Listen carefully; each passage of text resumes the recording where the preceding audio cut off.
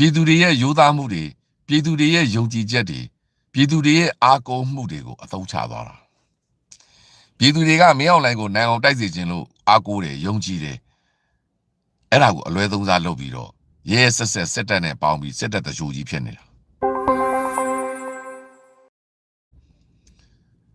NUG ဒါခင်ဗျာသူ့ကိုစစ်ဦးစီးချုပ်ပေးလိုက်ရင်တော့ငါးပါးမှောက်ပြီဒါကြောင့် NUG ကလည်းလုံးဝတင်းခံပြီးသူ့ကိုဘယ်နေရာမှမပေးခဲ့တာ background check လုပ်ရင်သူက background က security clearance မှာ pass မဖြစ်ဘူး background check လုပ်ရင်သူမအောင်ဘူးသူ့ background မှာဘယ်သူမှမသိဘူး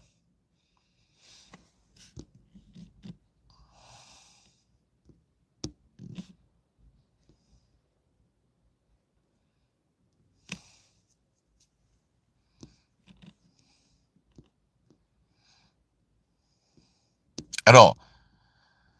ငကားပြီးအစတွေကစစ်တပ်တရှိုးပဲစစ်တပ်လွှတ်ထားတဲ့လူပဲဒါကြောင့်ကျွန်တော်စကိုင်းမှာလောကကန်ရခက်နေတာတွေအများကြီးရှိနေတာအဲ့ဒါကိုနားမလည်တဲ့ចောင်းသားတွေရှိသေးတယ်ထောင်ကလွတ်လာပြီးတော့ဒီစကိုင်းမှာလာပုတ်ပေါင်းတဲ့ចောင်းသားအဖွဲ့တွေရှိသေးတယ်အဲ့တော့မိုးဟင်းကထောင်ကလွတ်လာပြီးမှပြောင်းသွားတာအဲ့ဒါကိုကျွန်တော်တို့မမေ့ဖို့လိုတယ်သူတို့စီကပြန်လွတ်လာတဲ့လူတွေဟာအလွန်အမတန်ကြောက်စရာကောင်းတယ်လူတိုင်းလို့မဆိုလို့အဲ့တော့ထောင်ကလွတ်လာပြီးမှဒီတော်လိုင်းရေးနယ်မျိုးရောက်လာပြီးလက်ပေါင်းနေတဲ့အဖွဲ့တွေကိုလည်းကျွန်တော်တို့သတိထားရလိမ့်မယ်သူတို့စီကလွတ်လာတဲ့လူတွေအားလုံးဒီအလွန်အမတန်ကြောက်စရာကောင်းတယ်အဲ့တော့အခုကတော့ကျွန်တော်တို့ဘက်ကအထူးသတိထားဖို့လိုတယ်ကျွန်တော်စူးညောက်ခလို့တစ်ခုကိုဖြည့်ရှင်းလို့ရသွားပြီသို့တော်လည်းသူစီကပါသွားတဲ့အထောက်ထားအချက်လက်များအရာကျွန်တော်တို့အားလုံးအထူးသတိထားဖို့လိုတယ်အဲ့တော့ NUG ကလည်းဒါကိုသတိထားမှာပါ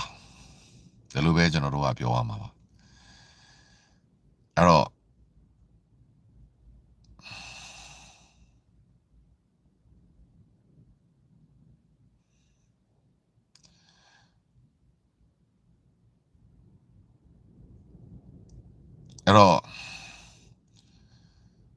88တဲကစစ်ကောင်စီနဲ့ပေါင်းသွားတဲ့ကိုမိုးဟိန်းတို့လိုလူမျိုးတွေနေဦးဒေါ်လာရေးမှာ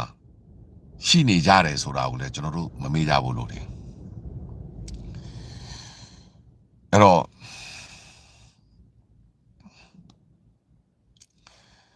မမေ့ကြဘူးလို့တယ်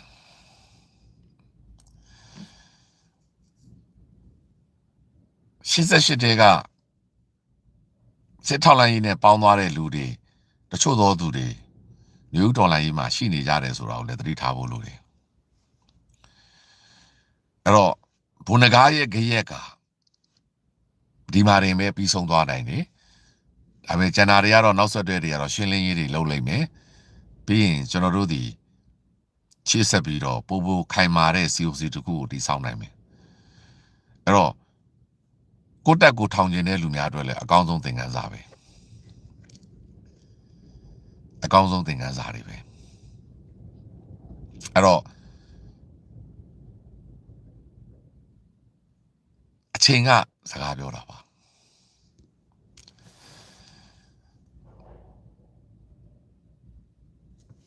အဲ့တော့အားလုံးမင်္ဂလာပါကျေးဇူးအများကြီးတင်ပါတယ်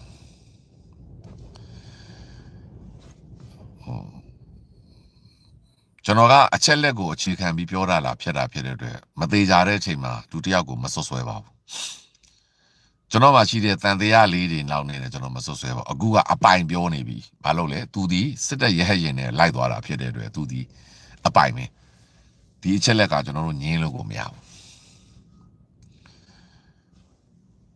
အဲ့တော့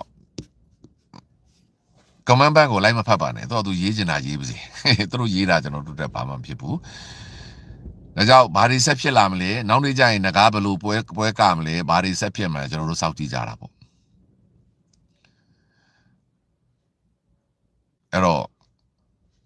စိတ်မကောင်းတာကသူ့ကိုရုံကြည်ကြည်နဲ့အားပေးခဲ့ကြတယ်ထောက်ခံခဲ့ကြတယ်ဒေါ်လာပြည်သူတွေအတွက်စိတ်မကောင်းဖြစ်ပါတယ် တို့ကတော့ဒါအာကိုတကြီးနဲ့ထောက်ခံခဲ့ကြတာပါအဲ့တော့တော်လိုင်းကြီးကနက်ကြီးတယ်လို့ပဲပြောရမယ်ရမ်းတော့မလုံးနဲ့မရဘူးအဲ့တော့ကျွန်တော်တို့ကတော့ဒီ NUG မှ NUG ပဲเนาะဒါရှင်းရှင်းလေးပဲမနေ့ကကျွန်တော်ပြောသလို NUG ကဒီငကားကိုဝင်စီးတယ်ဆိုတာလုံလောက်တဲ့အကြောင်းပြချက်မရှိဘဲနဲ့သက်သေခိုင်လုံမှုမရှိဘဲနဲ့မလုပ်ဘူးဆိုတာကျွန်တော်တို့အပြည့်အဝယုံကြည်တယ်အဲ့တော့အခုသူတို့ NUG ရဲ့လှုပ်ဆောင်ချက်လည်းမှန်ကန်တယ်ဆိုတာငကားရဲ့တုတ်ပြန်မှုဒီစစ်တပ်ဘက်ကို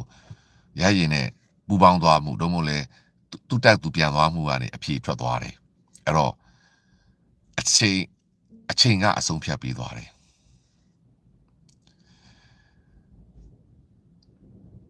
အဲ့တော့ကျွန်တော်တို့ဒီ NUG ပဲဝေးရ NUG ပဲ NUG ကခေါင်းဆောင်များကိုလည်းကျေးဇူးတင်တယ်အထူးသဖြင့်ပကဖညီကိုများကိုကျေးဇူးအထူးတင်ပါတယ်အဲ့တော့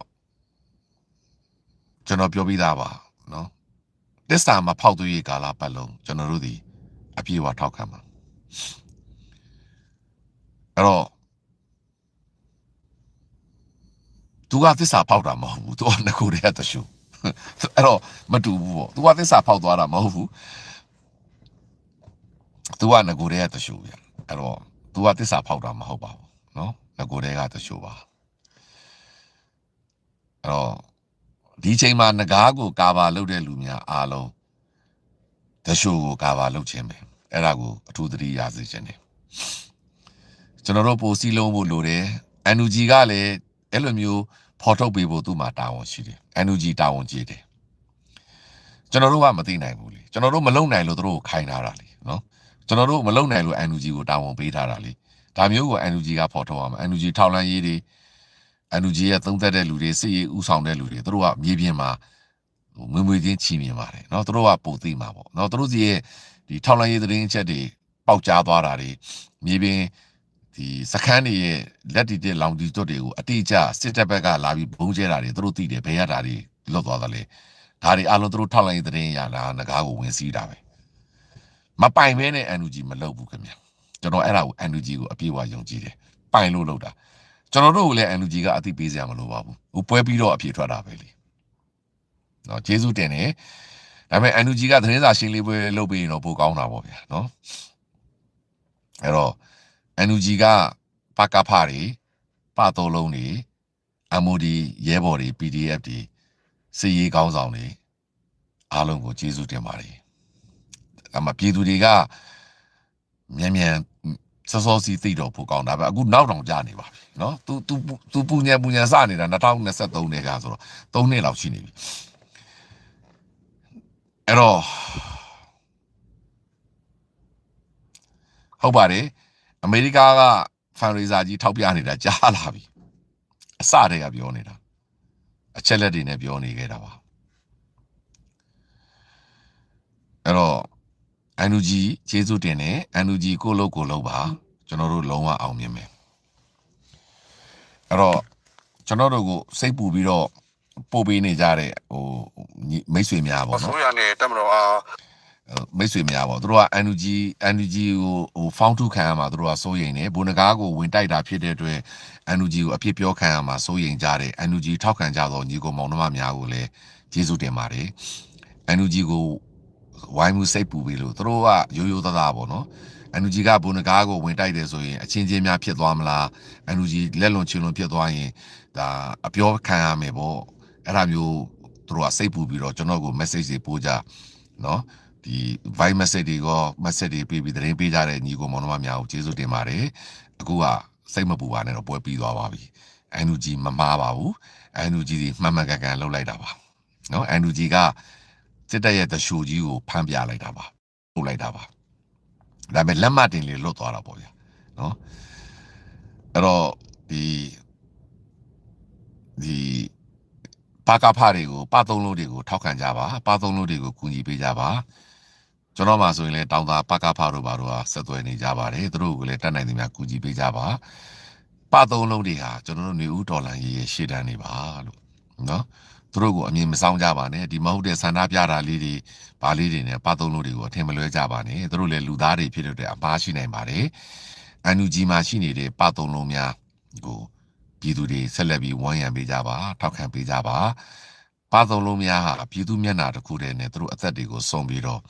ဒီစစ်အာဏာရှင်ကိုတိုက်ထုတ်ဖို့အတွက်အရှိတမ်းမှာအသက်ပေးပြီးတော့ငကားတို့လိုဒီထောက်လန့်ရေးတွေကြားတဲ့ကနေရုပ်ကန်ရှင်သန်နေရတာဖြစ်တဲ့အတွက်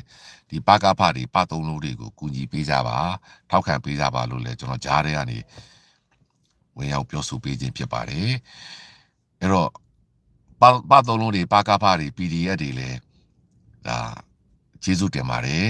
ဆက်လက်ပြီးတော့တောက်ခံကြပါကျွန်တော်တို့ပြည်သူတွေဟာ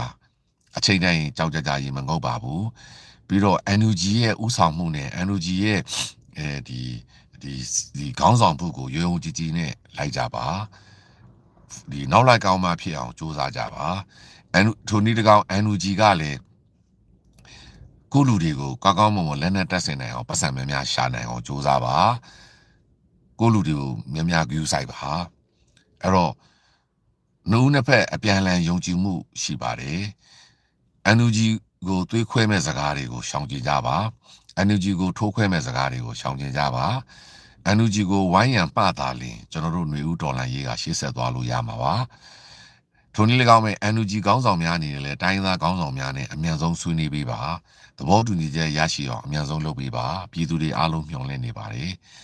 စစ်ကောင်စီရဲ့ဒီရွေးလာမယ်နောက်တဲ့ခြေလမ်းကိုစိတ်ပူပါတယ်စစ်ကောင်စီကဒေါအောင်ဆန်းစုကြည်နဲ့ NLD ပါတီကိုပြည်တွင်းမှာမှတ်ဖို့တင်ခိုင်းလိုက်ရင်ဖြစ်လာတော့မယ်နောက်ဆက်တွဲတွေကိုစိတ်ပူပါတယ်အဲ့တော့ NUG ကအဲ့ဒါကိုသေသေးချာမြန်မြန်စဉ်းစားပေးပါအဲ့တော့ကျွန်တော်တို့ဟာဒီဒေါအောင်ဆန်းစုကြည်ကိုတော့ယုံကြည်ပါတယ်ဒေါအောင်ဆန်းစုကြည်ကပြည်သူဘက်ကရက်တည်မဲ့ယုံကြည်ပါတယ်ဒါပေမဲ့ NLD ပါတီကိုကြတော့ယုံရခက်တယ်ဘာလို့လူအများနဲ့ဆိုတော့အဲ့တော့ तू ကနိုင်ငံရေးဆိုပြီးတော့ तू မှတ်ပုံတင်လိုက်နိုင်တယ်ဒါမျိုးတွေစစ်ကောင်စီဘက်ကရွေးလာနိုင်တယ်အဲ့ဒီတော့လည်း NUG နေနဲ့ကြိုတင်ပြင်ဆင်ပေးကြစေခြင်းနဲ့အဓိကကတော့ကျွန်တော်တို့တော်လန်ပြည်သူများအားလုံး NUG ကိုပဲရေုံကြည်ကြည်နဲ့ဆက်လက်ပြီးထောက်ခံပေးကြပါဝန်းရံပေးကြပါကျွန်တော်တို့ NUG နဲ့ MOD ပါသုံးလို့တွေဟာနောက်ဆုံးထွက်သက်တည်မရောက်လိုက်မပြုတ်မချင်းဆက်တိုင်းပါပါဒါဟာကျွန်တော်တို့ပေးနိုင်တဲ့ရည်တည်ချက်တွေပါအဲကြောင့်ဘုန်းကားကိစ္စကိုမသိဘဲနဲ့ထောက်ခံခဲ့တဲ့ပြည်သူတွေကိုကျွန်တော်တို့အပြစ်မပြင်းပါဘူး။ဘာလို့တော့ပြည်သူဆိုတာကသူအားကိုးတယ်ယုံကြည်လို့သူအပြိုင်လုပ်စေချင်လို့လုပ်တာပါ။အဲ့တော့ပြည်သူတွေမှာအပြစ်မရှိပါဘူး။ဒါပေမဲ့အခုဒီအခြေအနေကြီးရောက်ပြီးမှတော့ဘုန်းကားကိုဒီနဂါးကိုကာကွယ်ပြီးပြောနေတာမျိုးကိုတော့လက်မခံပါဘူး။ဒါကြောင့်ဒီအချိန်မှာနဂါးဘက်ကဘာမှကာကွယ်ပြီးပြောစရာအကြောင်းမရှိတော့ပါဘူး။နဂါးဇလန်တခန့်ရသွားပါပြီ။ဒါကိုကျွန်တော်တို့တော်လန်ပြည်သူများအားလုံးအထူးသတိထားဖို့လိုပါတယ်။ NUG ဟာပတ်စံလိုနေပါတယ် NUG ကအင်အားလိုနေပါတယ်လက်နက်ခံရလိုနေပါတယ်ဤပညာလိုနေပါတယ်စီလုံးညီညွတ်မှုလိုနေပါတယ်အဲ့ဒါတွေအားလုံးကိုကျွန်တော်တို့ဝိုင်းဝန်းရံပေးဖို့လိုတယ်ကျွန်တော်တို့မလုပ်တတ်လို့သူတို့ကိုခိုင်းတာသူတို့လုပ်ပါလိမ့်မယ်သူတို့မရောက်နိုင်ဘူးအနိုင်တိုက်ပေးပါလိမ့်မယ်ကျွန်တော်တို့ကရေုံကြည်ကြည်နဲ့ပဲဝိုင်းရံပေးဖို့ပဲလိုပါတယ်နဲ့ရေတစက်နဲ့တော့ဒီစီမဖြစ်ပေမဲ့လည်းဒီရေစက်ပေါင်းများစွာဖြစ်ရင်သမုတ်တရားကြီးတစ်ခုဖြစ်သွားနိုင်ပါတယ်။ဒါကြောင့်ကျွန်တော်တို့ရေစက်တစ်စက်တွေအနေနဲ့ပူပေါင်းပါဝင်ပေးဖို့ပဲလိုအပ်ပါတယ်။အဲ့ဒီရေစက်တွေအားလုံးကိုပေါင်းစည်းရမယ့်အလုပ်က NUG လုပ်ပါ။အဲ့ဒီရေစက်တွေအားလုံးကိုတစ်စက်ချင်းကိုသမုတ်တရားကြီးဖြစ်အောင်ပေါင်းစည်းပေးရမှာ NUG ကလုပ်ရပါလိမ့်မယ်။ဒါကြောင့် NUG မှာကျွန်တော်တို့အားကိုးယုံကြည်ရတဲ့ဆရာဇော်ဝေဆိုးတို့လည်းပြည်တွင်းမှာပြန်ရောက်နေပါပြီ။ဒေါ်လာရေးမှာဥဆောင်ပြီးတော့ထဲဝင်ပါနေပါပြီ။ဒါကြောင့်ဆရာဇော်ဝေဆိုးတို့လိုပညာတတ်ကြီးတွေလည်း NUG မှာပါနေပြီးဖြစ်တဲ့အတွက် NUG ကိုအပြည့်အဝယုံကြည်လို့ရပါတယ်ဆရာဇော်ဝေဆိုးဟာ NLD မဟုတ်ပါဘူးเนาะအဲ့တော့အဲ့ဒီအချင်းအရာများအားလုံးရကျွန်တော်တို့ပြည်သူတွေယနေ့ဖြစ်တဲ့ကိစ္စဟာသင်ခန်းစာတစ်ခုအနေနဲ့ပဲမြန်မြန်ဆန်ဆန်ပြီးသွားတယ်လို့ပဲကျွန်တော်တို့ကလက်ခံလိုက်ပါအဲ့တော့အားလုံးကျေးဇူးတင်ပါတယ်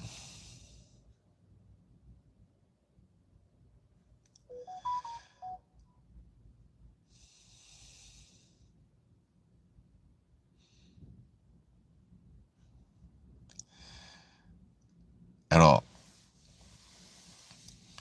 ဟုတ်ပါတယ် PRF member တွေဝင်ပေးကြပါအလွန်အမတန်အရေးကြီးပါတယ် NUG ရဲ့ MOD စစ်သားတွေဖြစ်တဲ့ PRF member တွေအမြင့်ဆုံးဝင်ပေးကြပါ PRF member တသိန်းတစ်သန်းလောက်တော့ရှိရင်ကျွန်တော်တို့ဒေါ်လာရေးအပြတ်နိုင်ပြီအဲ့တော့ PRF member တွေကြိုးစုံနေပါတယ်ကျွန်တော်တို့မှာစနစ်ရှိနေပါတယ်ရေတစ်စက်ချင်းပါဝင်ပေးဖို့လိုအပ်နေပါတယ်အဲ့တော့ PRF member လေးတွေဝေပေးကြပါလို့เนาะလူတိုင်းလူသသိန်းတစ်သန်းလောက်တော့ PRF member ဖြစ်သွားရင်ဒီဒေါ်လာရေးတွေအမြန်နိုင်သွားမှာပါလို့โอเคအားလုံးမင်္ဂလာပါကျေးဇူးအများကြီးတင်ပါတယ်လို့เนาะကျွန်တော်လည်းအကြီးအကျယ် short ရပါတယ်ကျွန်တော်ဒီ live မှာသူ့ကိုတရှိုးလို့ပြောတာပါဘာကြောင့်လဲအရင်တော့ကလည်းကျွန်တော်မှာပြောဖို့အချက်လည်းမရှိဘူးအခုသူ့ကိုရဟတ်ရင်နဲ့ခေါ်သွားမှဒါဒီတရှိုးဆိုတာသိကြသွားပြီအစတည်းကတရှိုးပါအဲ့ဒါအသေးကြပဲဒါဘာမှပေရင်မေးစရာမလိုဘူးကျွန်တော်တို့တောက်တစ်ခေါက်နဲ့ကြံခဲ့ရုံကလို့ရင်ဘာမှမတတ်နိုင်ဘူးအဲ့တော့ကျေးဇူးများကြီးတင်ပါတယ်လို့နော်ကျွန်တော်တို့ဒီအမှန်တရားကပေါ်ပါတယ်အမှန်တရားပေါ်ပါတယ်အဲ့တော့ကျွန်တော်တို့အမာခံတွေ NUG မှာရှိပါတယ်ကျွန်တော်အမြဲတမ်းပြောနေလို့ပါကျွန်တော်ဒီ NUG ကိုတည်ထောင်လာတာကျွန်တော်ဒီ NUG ရဲ့ founder ဖြစ်တယ်NUG ကိုလာမထိနဲ့လုံးဝလက်မခံဘူးကျွန်တော်တို့ဒီ NUG ပဲ we are NUG ပဲ we are all in one ပဲအဲ့ဒါဒီကျွန်တော်ရဲ့အမှားကန်စကားပါကျွန်တော်ကတော့ကျွန်တော်စီလည်းအစီအခံစာမတက်ဘူးလေနော်အစီအခံစာမတက်တော့ဖြစ်လာတဲ့သတင်းများကိုစောင့်ကြည့်ပြီးမှပွဲပြီးမှကျွန်တော်တို့ကဝေဖန်သုံးသပ်လို့ရတာပါအဲ့တော့ပွဲပြီးကန်ဒီတော့တဖြည်းဖြည်းနဲ့ဝေဖန်သုံးသပ်မှုတွေလုပ်ရတာပါကျွန်တော်တို့ကကြိုပြောဖို့မဖြစ်နိုင်ဘူးလူတစ်ယောက်နစ်နာသွားနိုင်တယ်နော်ဒါပေမဲ့ကြိုပြောခဲ့တဲ့လူတွေအများကြီးရှိတယ်အဓိကအမေရိကက fundraiser ကသူ့ကိုဘုန်းကားအကြောင်းပြောထားတာအများကြီးပဲအဲ့ဒါအားလုံးမှန်ပါတယ်ကုန်မှန်တယ်မမှားဘူးခင်ဗျအဲ့တော့ကျေးဇူးအများကြီးတင်ပါတယ်လို့နော်ဒေါ်လာကြီးမှလည်းအခုလိုဝေဖန်ပေးရတဲ့လူတွေညီကောင်မောင်နှမတွေအများကြီးကျေးဇူးတင်ပါတယ်အားလုံးမင်္ဂလာပါလို့